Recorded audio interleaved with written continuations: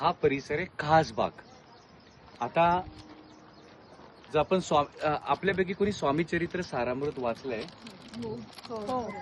तर त्याच्यात खासबाग असा उल्लेख आहे. आता महाराज 21 वर्षांच्या वर इकडे होतो तर महाराजांनी या खासबागेत अनंत लीला केल्यात. तर असं वाटू शकतं इथे काय नाही, इथं काय मठ नाही, काही नाहीये. पण या खास बागेबद्दल खूप साऱ्या गोष्टी तुम्हाला थोडक्यात सांगतो. स्वामी समर्थ महाराजांच्या काळातल्या 28 पैकी 7 विहिरी या ठिकाणी. समर्थ महाराजांचे एक परम शिष्य बाळप्पा महाराज धारवाड कर्नाटकामध्ये राहणार आहे.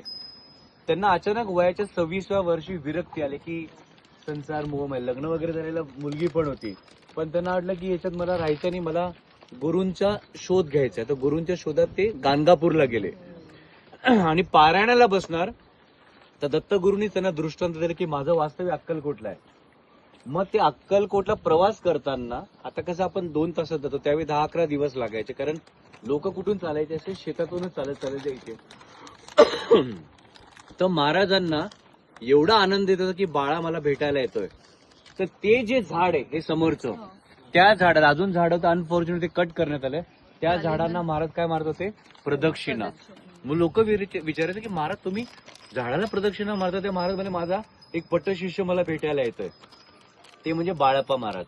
आता आपण बघा बाळप्पा महाराजांबद्दल ऐकतो, सिरियल मध्ये पाहतो. तर त्यांची भेट झाली या खास बागेत.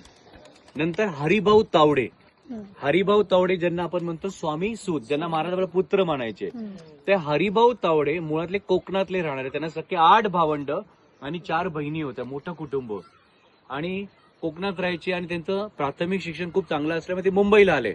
मुंबईला त्यांना शिक्षण झाल्यावर बीएमसी मध्ये नोकरी मिळाली. तर 180 वर्षापूर्वी त्यांचा पगार होता 20 रुपये महिना.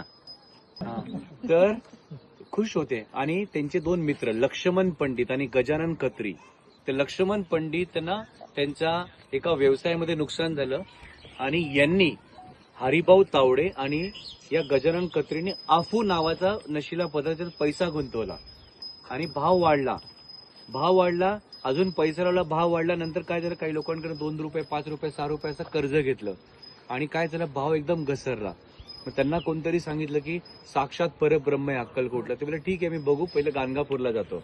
मग 3 मित्र गाणगापूरला गेले आणि गाणगापूरला लक्ष्मण पंडित नावाचे मित्र पारायणाला बसणार. तर त्यांना दत्तगुरूंनी परत दृष्टांत दिला की माझं वास्तव्य अक्कलकोटला. मग 3 अक्कलकोटला आले आणि महाराजांच्या 3घांची भेट झाली या खास बागेत. तर पहिल्याच भेटीत स्वामी समर्थ महाराज या हरिभाऊंकडे पाहून बोले काय धंद्यामध्ये नुकसान झालं, आला मला भेटायला. तर ते एकदम गर्भगृही झाले, डायरेक्ट साष्टांग नमस्कार की बापरे धंद्यामध्ये नुकसान कसं कळलं.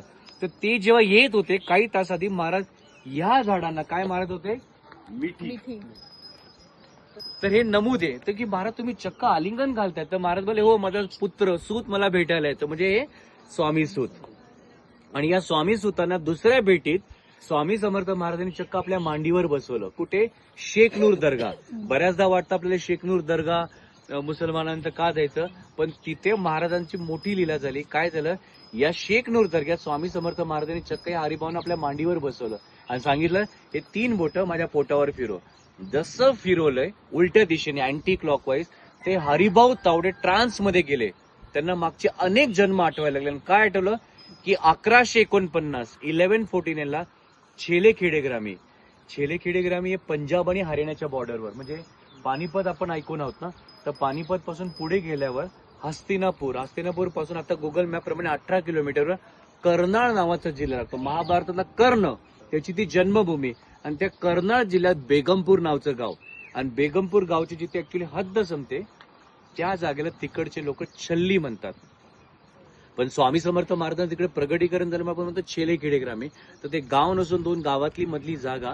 तर तिथे एक वटवृक्षाच्या झाडाखाली एक लहान मुलगा, त्याचं नाव विजय सिंग, तो रोज एकटाच त्या वटवृक्षाच्या खाली गणपतीचं मंदिर होतं, ते एकटाच गोट्या खेळायचा. आणि गोट्या खेळताना गणपतीला प्रार्थना करायचं की बघ तुझा पण डाव मलाच खेळायला लागतो, मी एकटा बोर होतो, तू तरी ये खेळायला किंवा कोणाला तरी खेळायला पाठव, असं निरागस भावनेने रोज प्रार्थना करायचा.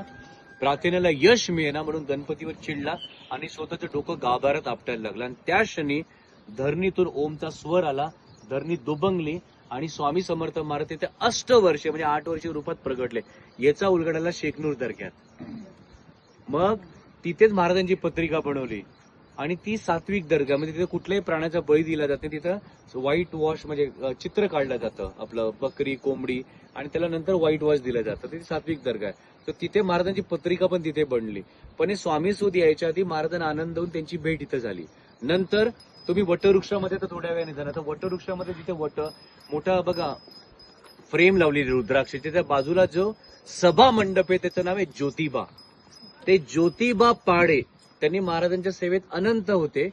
तर त्या ज्योतिबा पाडे जेव्हा नागपूरहून बायको पत्नी बरोबर आले तर त्यांना महाराजांना भेटायचं. कुठे भेट झाली? या खास बागेत.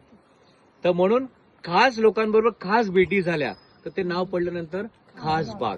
तर ही पूर्ण शेत जमीन आता आपण जे आलो ती बंगल्यांची कॉलनी झाली. आधी ही पूर्ण शेत जमीन आताही मालोजी राजे दुसरे इकडचे तिसरे त्यांची पूर्ण शेत जमीन आहे.